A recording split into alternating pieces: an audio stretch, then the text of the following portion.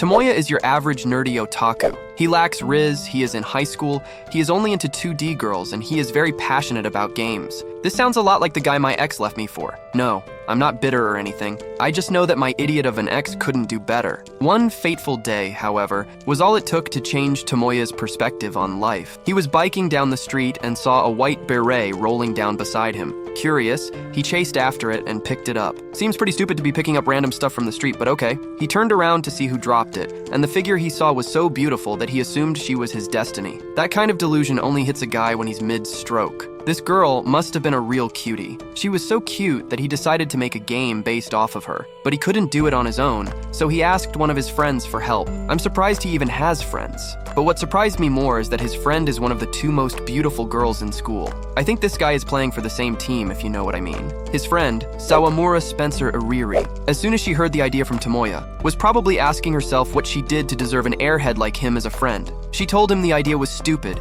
and would never do well. But Tomoya went on a rant on how passionate he was about this. He told her that, when he saw her, game dialogue, music, and visuals began flooding his mind. Dude was really into this. Sawamura asked why he didn't just find the girl and confess to her, but Tomoya looked confused and asked why he would ever do such a thing to a 3D girl. Yeah, bro. He's got the romantic instincts of a brick wall because this behavior is just unacceptable. Sawamura asked why he even wants her on the project. He told her it's because she is the best illustrator, and she has experience from writing all those 18+ manga. Now I see why they're friends. But even after all that, she still didn't want to come on board. Before she left, Tomoya told her that he'd be waiting for her in the AV room after school. Later that day, Tomoya went to the rooftop to meet someone. It was a girl, and not just any girl. She was the other prettiest girl in school, Kasumi Gaoka Utaha. Yeah, I'm not saying that name every time. Let's just call her Utaha. Tomoya brought her lunch, and he actually seemed nervous around her. Utaha asked why he came, and he told her about his game idea. No small talk, no flirting, just straight to business. Zero riz. Utaha, just like Sawamura, rejected the idea and even insulted it worse than she did. But Tomoya still asked for her help, since she has so much experience. After all, she sold over 500,000 copies of a series she wrote, Metronome in Love. These high schoolers were just casually making so much money on a low. As Utaha was walking away, Tomoya begged her to come to the AV room after school to hear him out again. After school was out, Tomoya finished his script and headed for the AV room. On his way there, a girl stopped him and told him one of the teachers sent him on an errand. He refused the errand and said he'd do it tomorrow. Just before he left, the girl thanked him for the other day. Apparently, Tomoya helped her pick up her white beret a few days ago. Wait, white beret? Tomoya couldn't believe his ears and ran to meet the girl. He saw how cute she was and got weak in the knees. Tomoya wasted no time and immediately asked the girl out. Her name is Katu Megumi. While they were on the date, Tomoya started small talk and was even fantasizing about how sexy she was with all the right curves. But eventually, he acted like his rizless self again. This guy kept throwing shots at her, and not flirty ones. He told her she had no presence. She was less than plain and far from being a rememberable person. I don't think I've ever wanted to smack a guy as much as I do right now. Because why would you ask a girl out and proceed to insult her from head to toe? Even Katu was confused as to why he was being so harsh. She asked why her lack of individuality was a problem, and Tomoya told her that she had to be special and have definable personality traits or it won't work. By it, he meant using her as his heroine. Just then, Katu interrupted him and asked if he was dating either or both of the two most beautiful girls in the school. Not only did he say no, but he said that the idea of him dating a 3D girl was incomprehensible and absurd. This guy couldn't find love even if it was a GPS app. After he answered her, Katu then asked why they were both outside staring at him. Just imagine, he stood up the two hotties of the school just to ask out another girl and still insult that girl for the whole of the date. This is the worst case of riz deficiency I've ever seen in my life. Needless to say, Sawamura and Utaha were royally pissed. As soon as they sat down, Utaha stepped on his foot so hard that I think she broke something. Sawamura, oddly enough, was more interested in Katu after hearing Tomoya say she was the heroine he mentioned earlier to her. She first stared hold into Katu, but after realizing she was losing aura, she acted like she didn't care even if Tomoya was clapping her cheeks. Oh no, don't tell me Sawamura likes Tomoya. Tomoya showed them his new script, but they all still rejected it. They told him maybe it was time to let go of his dream, but he refused. Tomoya apologized to Katu for Sawamura's behavior, but Sawamura kicked him and told him to shut up. At some point, Utaha joined in the kicking, and while they were arguing, Katu slipped away undetected. I'm suspecting she's a ninja. The next day, Tomoya invited Katu over again. His plan was to lecture her on all things involving dating simulators. He met up with her and walked her to his place. Once they got there, Tomoya got right into the game with her. Only this idiot would bring a girl over and immediately start playing dating sims with her. His lack of riz hurts my eyes. As they were playing, Katu kept choosing options that seemed okay to her, but Tomoya criticized everything she picked and decided to take over from her. And I don't mean in the cute way, where he'd wrap his arms around her and start giving her pointers. Nope, this brain-dead buffoon just kept yelling orders at her. What's worse is that he was spoiling the story too. After the game was over, Katu admitted that it was fun and exciting, but it was late and she had to go home. But Tomoya told her that there was a part 2 and tried convincing her to stay, pleading and begging. I can't believe the things this guy does. Katu surprisingly agreed to stay the night because she was absolutely certain that he wasn't going to try anything. After all, she was a 3D girl. Tomoya had a few days left to come up with a proposal. He called Katu to ask for another sleepover so they can figure something out. But Katu had traveled with her family, and she wouldn't be back till after the deadline. Tomoya was crushed to hear this, but he lifted his head up and continued anyways. He locked all distractions away to focus, but he couldn't help himself and he went back to read a light novel. When he woke up, a few hours had gone, and he was regretting his earlier decisions. Yeah, I've been there. Had an exam and watched a season of anime. Didn't regret it though, it was well worth it. So, he left his room to get some water before he continued writing. When he got downstairs, he realized that someone was in his room. He ran upstairs to see it was Sawamura. She came over to finish her drawings because her father had people over, but she had a deadline too. Tomoya was indifferent about it, and he proceeded to tell her that she should give him some more time and he would finish his proposal. Sawamura got flustered and said that she was worried for nothing. Just then, she heard someone at the door, and when she checked who it was none other than Utaha. Lord knows why the 2 hottest girls at school were casually coming to his house. Sawamura didn't want Utaha seeing her there, so she hid herself. As soon as Utaha entered the room, she backed Tomoya into a wall and became very friendly with him. Tomoya didn't even know how to act, he just went red. But alas, Utaha was just messing around. I'm willing to bet she hoped he'd do something while she was pushing him to the wall. This Tomoya dude is a disappointment. Utaha sat down and asked how his proposal was going. He told her it wasn't going so well. She told him it wasn't too late to go back to his old lifestyle and leave game making alone. But Tomoya was insistent that he now sees where he was lacking, and now that he knows, he's definitely going to create something good. Utaha admired his resilience and agreed to look forward to his proposal. Before she left, however, she told Tomoya that he should have hidden Sawamura's bicycle as well. Damn, so she knew the whole time. Sawamura burst out of the closet, rained curses on Utaha, then violently biked back to her house. The next day, Tomoya wasted it reading light novels, and the following day he realized that he might just not have any talent. As a last-ditch effort, he went back to the street where it all began, but there was no inspiration at all. Just as he was about to call it quits, he saw a white beret flying past. It was Katu's. She came back from her family vacation earlier than scheduled to help Tomoya. But that's not important. She looked different. The way she talked, the way she acted, everything. It was all Tomoya had dreamed of in his ideal girl. Katu said she wanted to give her all for the project, and she even went to ask Utaha and Sawamura for help, which was fun. Tomoya couldn't believe his eyes. His dream was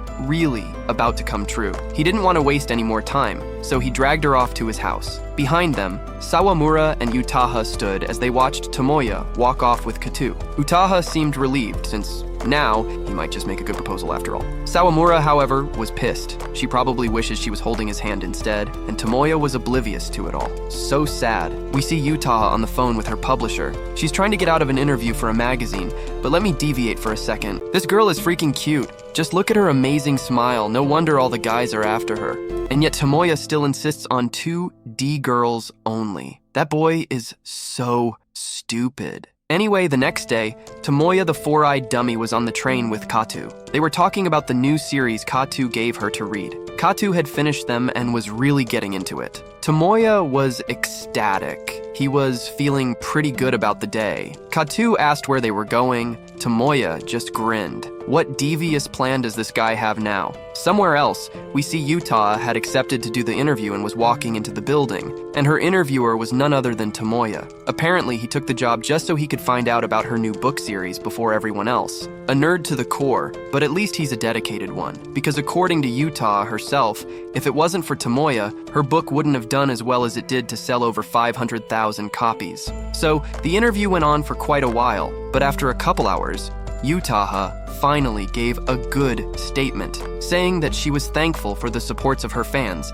and hoped they looked forward to her new projects. And in the same breath, she accepted Tomoya's offer to be in his editing circle. Tomoya was close to tears from the joy. He took her hands and told her he won't let her down. The next day in the AV room, Sawamura walked in and tried doing her tsundere act all over again, but Utaha told her to cut the bullshit and just come in already. Sawamura was pissed to see that Utaha was there before her, but Utaha just gave her a smug look and talked down to her. Tomoya wasn't even about to deal with all of that, so he told them to settle down already. Tomoya began telling them about his plan for the game. He told them the game concept should be ready by December to present at an event. Sawamura and Utaha told him it wouldn't work because they had other deadlines to meet. They tried changing the dates, but that only led to more fighting, so Tomoya just left it as to be determined. The next issue was the money. Tomoya didn't have nearly enough for the cost of game production. The girls, on the other hand, were loaded thanks to their own side hustles. Even if they lent him money, it still won't be enough for production. So Tomoya made a manly move and said he'd come up with the money somehow. And with that determination in mind, he started working twice as hard at all his jobs. One day, while he was working at the restaurant, he saw Katu walking in with a guy. Tomoya incredibly upset, but not for reasons you'd think. You see, Tomoya was upset because he expected Kato, as the heroine of his game, to save herself for just the game and her fans instead of being seen with other guys. He didn't even try to play it off as jealousy, to maybe flirt a little. He just told her she's ruining the fantasy. I'm tired of this guy, honestly. Tomoya told her that at least until the game was done, she should avoid going out or being seen with any guy at all. She couldn't agree because she had plans with the guy, again, for the weekend. The guy is her cousin, by the way, but obviously that wasn't important to Tomoya. Their circle activities had begun at last, but they were far from easy. Sawamura was having a hard time getting any expressions from Katu, and Utaha was just completely blank in front of the computer. Tomoya tried feeding her, and she almost bit his hand off. Sawamura kept trying to get Katu to make even one expression, but Katu just stared at her like a confused robot.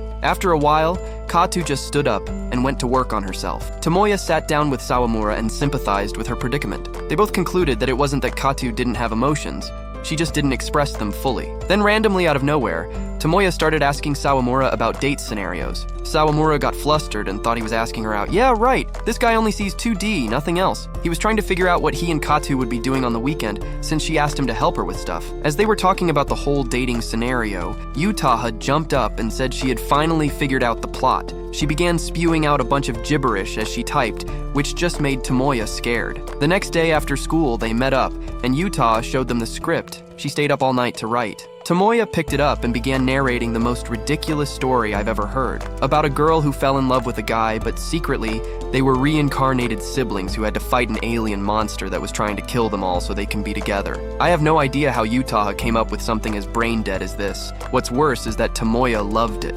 Sawamura complimented it too, and Katu as well. With that, Utaha proposed that they use it as the final draft and move on to designs, but Tomoya told them to wait and let him think about it some more. Sawamura was furious and tried convincing him to accept it, but Tomoya was insistent that something was missing from the plot. Utaha didn't want to sit around waiting, so she stood up and left. Later in the day, Katu came and tried canceling the date plans she made with Tomoya, since he was clearly not in the mood. But Tomoya wanted to still go, and so they did. The wait in line was crazy, but once they got in, Tomoya figured out a plan to hit all the shops and get what Kato wanted to get. He began by circling out each of them on the map and sorting them out by most popular to least. Once everything was accounted for, they were off to shop. They moved from each shop and were able to get what they wanted as planned. Katu was very excited and also quite glad that Tomoya was putting so much effort into it. There was one more item left, but Tomoya was getting tired already. So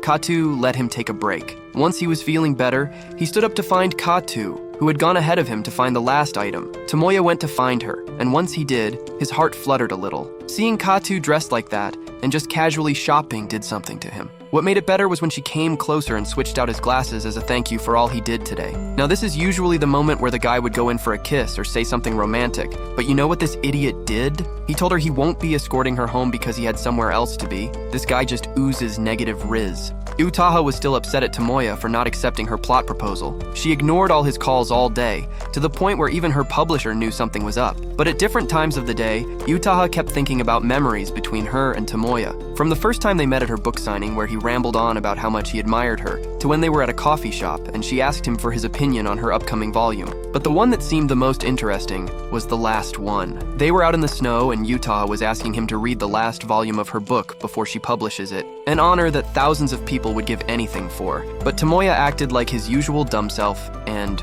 refused. Which didn't even make sense because he's the same person that was eagerly giving her advice on how she should move forward with her earlier books. And now, here he was, refusing her earnest request for him to read her final chapter and tell her how he feels. He tells her it's unethical and still refuses to do it. This is why Utah calls him Mr. Ethical all the time, as a reminder of when he broke her heart in the name of ethics. I feel bad for her. She just had to fall for someone as oblivious and stupid as Tomoya. In the present day, we see Tomoya thinking about if she'll ever forgive him. Meanwhile, Utah was just rounding up work with her publisher, and they headed to a restaurant to avoid the rain. While they were there, Tomoya appeared out of nowhere, soaked in rain. Utah's publisher booked a hotel with one room for her and Tomoya to stay in, and she left. Tomoya was in the shower, while Yuta was outside thinking about what to do now. Once Tomoya was out, Yuta went in and showered as well. When she came out, Tomoya got flustered and wanted to run out of the room, but Yuta stopped him and gestured for him to come to the bed. Well, this is taking a very surprising turn. And that's all we have for now, my anime friends. Do you want to see the next part of this crazy anime? Let us know in the comments below and show your love by liking and subscribing to this channel. Catch you all next time.